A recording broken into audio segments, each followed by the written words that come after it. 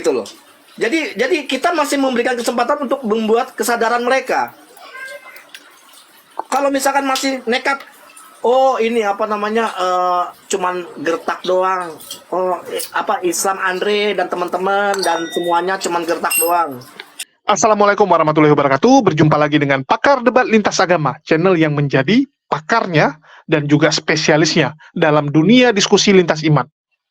Bersama kita ketahui, Kendy Susanto sudah diamankan oleh pihak kepolisian, dan ini semua bisa terjadi berkat kerjasama seluruh elemen masyarakat serta para mujahidin muslim tentunya.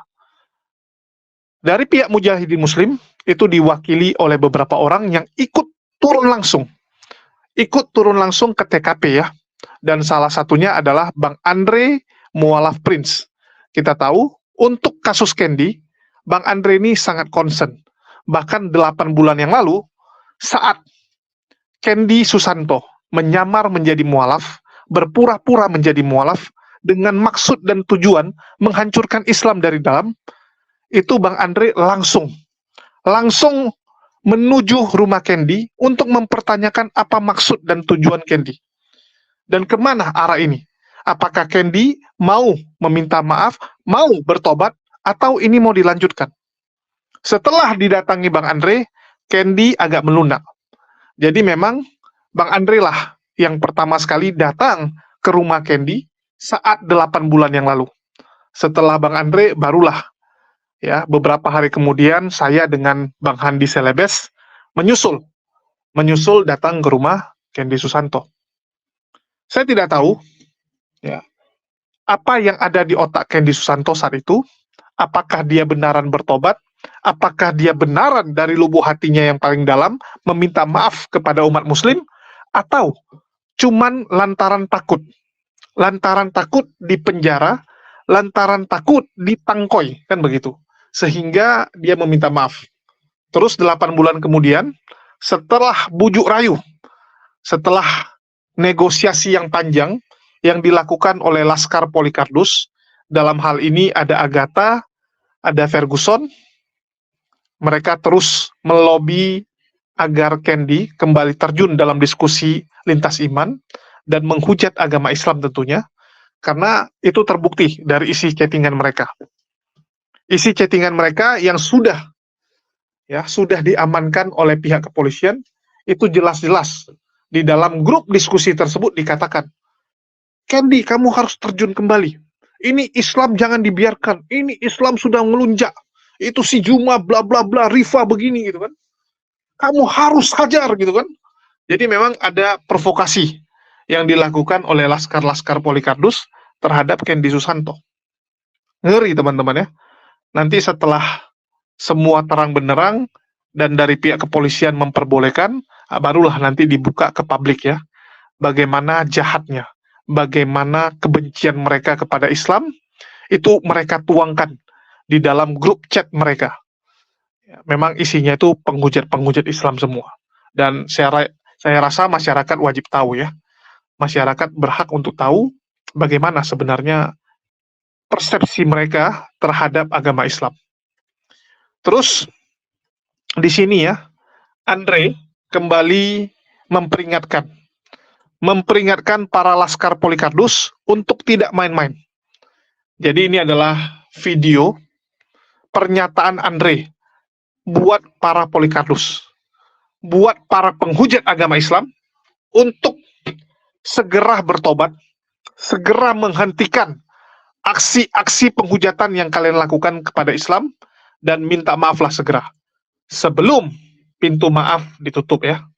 Sebelum kalian nanti tidak dapat kesempatan lagi untuk bertobat. Gitu loh. Jadi kita masih memberikan kesempatan untuk membuat kesadaran mereka. Kalau misalkan masih nekat, oh ini apa namanya, cuman gertak doang. Oh apa Islam Andre dan teman-teman dan semuanya cuman gertak doang. Oh ya udah, inilah kalau ini udah digedein bareng sama Umi, dirubah lagi. Jangan dirubah, udah kayak gini aja. Ini Bang Andre, tadi terakhir Umi udah kirim lokasinya si siapa yang kemarin banyak ngomong itu aduh siapa sih lupa kok namanya. Tar dulu. DM gua bang alamat Si Butan udah ke ini. Tadi cek. Udah ketan, udah Umi kasih ke Bang Hendra. Dre, tambahin Dre, beli udut. Pengacara nggak punya duit. bang DM gua alamat Ferguson DM gua bang. Nggak di Jauh, Jakarta dia. jauh, Dia nggak di jauh, Jakarta. Jauh. Nggak apa-apa, jauh juga nggak jadi masalah. Mumpung Dewa ada sponsor ini. Gas. Tapi gampang itu gampang bang, itu gampang. Jadi gini, apa namanya? Kalau si Butan nama aslinya Aliong. Ya, terus dia jemaat gereja Ortodok Boyolali. Gua kasih inisial aja ya. Ferguson depannya inisialnya T. R. R. Salah. Bukan, itu bukan. R. Jadi dari jam 11 saya di ruangannya cyber, itu saya masuk juga itu segala macam, itu ngedetect dia apa namanya iniin segala macam. Itu ketemu semua. Oh, ini, yang ini belum nih, yang ini.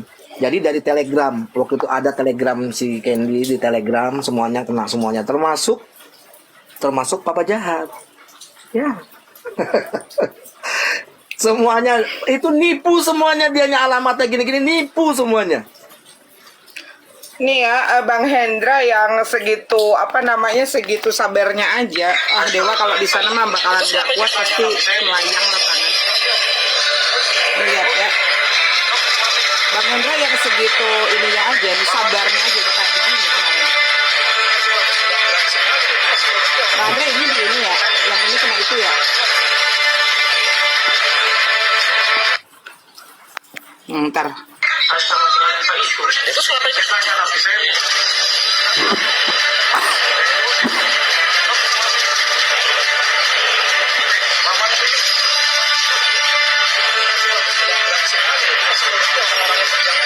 Orang yang kesabar gitu aja udah kayaknya geram banget gitu. Kenapa nggak ngajak waktu itu kemarin? Kenapa saya Ari nggak diajak? Dewa.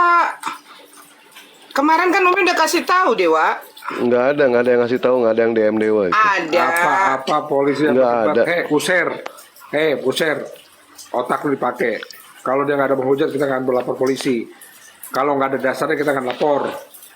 Ya, makanya bilangin sama teman-teman lu itu, bicara pakai data, pakai dalil, pakai argumen, pakai berdasar, pakai bukti otentik, bukan asumsi.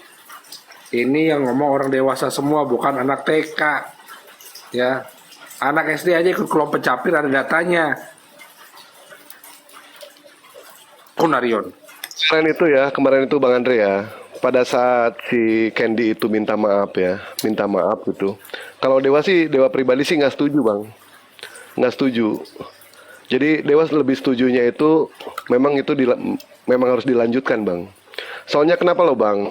Kita tahu yang namanya gajah mati meninggalkan gading, harimau mati meninggalkan belang, manusia mati meninggalkan omongan. Kalau misalkan omongan manusia itu bisa dipercaya bang, nggak akan ada yang namanya pabrik materai bang. Nggak akan ada pabrik materai.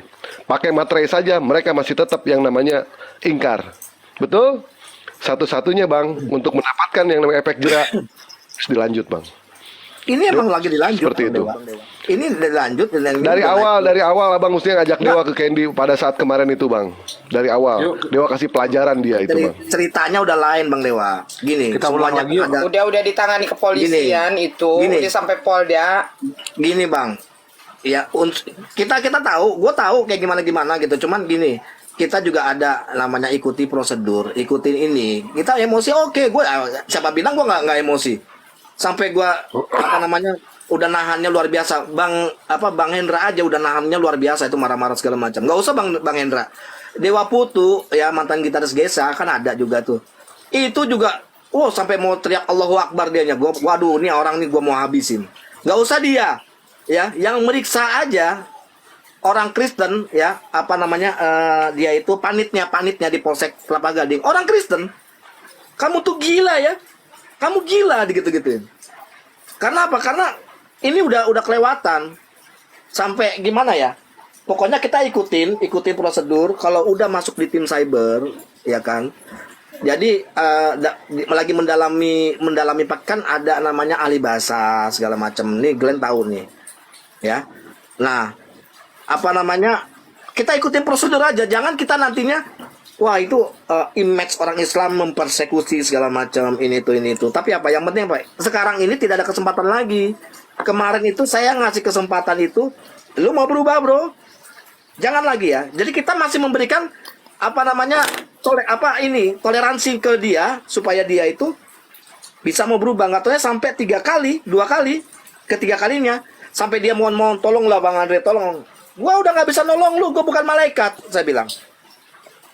Yang nolong lu itu adalah diri lu sendiri. Ya, jadi ini juga jangan dianggap apa namanya sama mereka oten-oten ini kita itu ngebluffing, gertak. Wah, hati-hati, jangan anggap kita gertak. Kau lihat nanti semuanya itu. Kalau andai kata si Candy ini tidak kooperatif, itu lain cerita Bang Dewa. Lain cerita. Gitu. Ya kan? Jadi kita juga harus pintar juga. Nah, kalau misalnya nggak kooperatif, kita pukul misalkan, kita ini sekarang.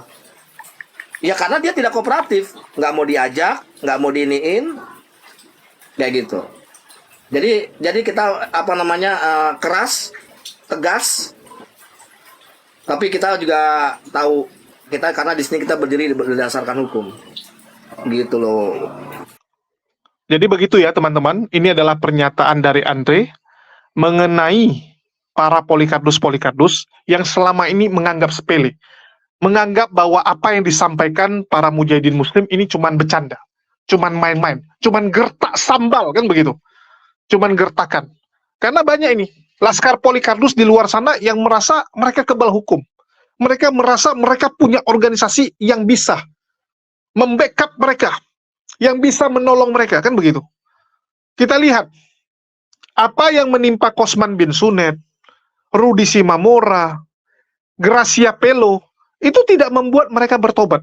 Itu tidak membuat mereka sadar ya, dan menghentikan hujatan mereka. Tetapi malah memotivasi mereka untuk menghujat lebih keras lagi.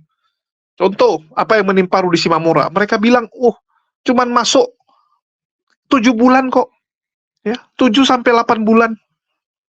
Tapi dengan masuk ke penjara jadi terkenal. Dengan masuk penjara, donasi makin kencang. Langsung dianggap sebagai pemain besar. Hitung-hitungannya, ya sudahlah. Nggak apa-apa gitu kan. 8 bulan dapat duit sekian banyak. Bisa dapat rumah. Bisa dapat mobil mewah. Why not? Di luar pun, Anda kerja sampai setahun, belum tentu bisa beli rumah. Ya, beli rumah secara cash. Ini bisa. Ini membuat mereka makin termotivasi untuk menghujat. Karena memang hitungan-hitungannya, hukuman yang mereka terima dibandingkan apa yang mereka dapat, lebih besar yang didapat. Kan begitu. Coba cuma dapat 5 juta. Masuk penjara 7 bulan. Mereka mungkin mikir, dihitung-hitung sebulan cuma 800.000 saya dapat. Rugi. Tapi kalau masuk penjara 8 bulan, dapat uang 1 miliar, mereka pasti mikir, wah sebulan 100-an juta, lumayan juga. Kalau di luar, mau kerja gimana pun mereka cuma dapat 50 juta. Paling jago dapat 70. Ini dengan menghujat, masuk penjara, keluar dari penjara, dianggap sebagai tokoh besar. Bahkan salah-salah mungkin jadi pendeta. Seperti Saifuddin kan, keluar dari penjara, makin terkenal, makin dapat panggung, diberikan tempat untuk kesaksian, dibawa dari gereja satu ke gereja lainnya untuk kesaksian. Wah, makin ngeri. Tentu saja tawaran-tawaran seperti itu sangat menggiurkan. Dan di sini Andre menegaskan ya, jangan gara-gara uang, kalian pikir dengan gampang bisa menghujat agama Islam. Hati-hati. Hati-hati ya. Jangan sampai umat muslim ini marah benaran. Jangan sampai umat muslim ini lepas kontrol atas tindakan semena-mena kalian. Jadi ini polikardus ini memang jangan dibiarkan lagi. Tidak bisa dikasih ruang di Indonesia, karena mereka merusak toleransi.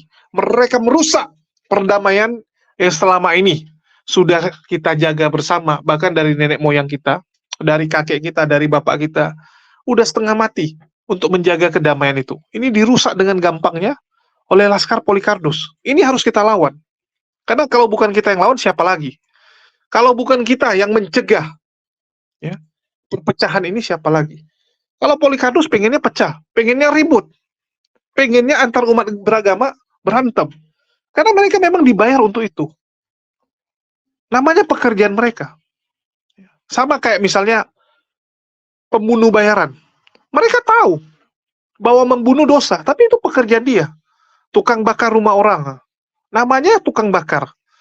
Kang bakar gitu kan. Memang kerjaan dia membakar rumah orang, membuat rusuh. Begitu juga dengan Polikarpus. Mengadu domba umat beragama itu pekerjaan mereka. Dan mereka dibayar untuk itu. Jadi ngapain mereka pusing-pusingin? Mampus itulah sama orang Kristen di Indonesia ribut dengan orang Islam. Yang penting dapat duit kan gitu. Itu yang ada di otak Laskar Polikarpus ini dan juga Polikarpus yang ada di belakangnya. Nah, jadi ini peringatan lah ya. Peringatan keras dan sekali lagi jangan sampai nanti hukum rimba yang terjadi. Jangan sampai nanti main hakim sendiri yang terjadi. Karena selama ini sudah dibiarkan ya, terus dari pihak penegak hukum yang membereskan, tapi mereka nggak kapok-kapok. Dengan banyaknya Polikarpus yang tertangkap, bukannya membuat mereka bertobat, malah membuat mereka makin menghujat lebih ngeri lagi. Nah, jadi ini akan membuat umat muslim berpikir, apakah harus diubah caranya, kan gitu. Apakah memang hukuman penjara itu tidak membuat mereka bertobat? Apakah harus ada hukuman lain? Ini kan bahaya kalau sampai timbul ya ide-ide yang lain. Jadi tolonglah Polikarpus, bertobatlah sekali lagi. Saya katakan, Ferguson, Ki Ahmad, Sob Katul, dan para Polikarpus lainnya. Bertobatlah. Jangan kalian terus menebarkan kebencian.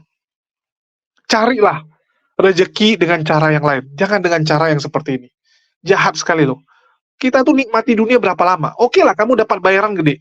Cuman berapa lama kamu nikmati? Kamu nggak pikir, gara-gara kamu orang di luar sana kesusahan. Gara-gara kalian, orang-orang Kristen di luar sana, jadi nggak enak hubungannya. Yang sebelumnya tanpa izin mereka bisa beribadah, sekarang jadi dipertanyakan izinnya. Gara-gara kalian ini. Laskar Polikarpus ini. Pakai otak kalian, jangan kerjanya merusak toleransi. Itu peringatan dari saya juga ya, buat Laskar Polikarpus dan juga Polikarpus ini. Mungkin itu aja. Makasih buat teman-teman semua. Jangan lupa aktifkan lonceng kalau kalian suka dan ya dislike kalau tidak suka. Makasih buat semuanya. Di akhir kata saya ucapkan wassalamualaikum warahmatullahi wabarakatuh. Sampai jumpa di video-video kita berikutnya.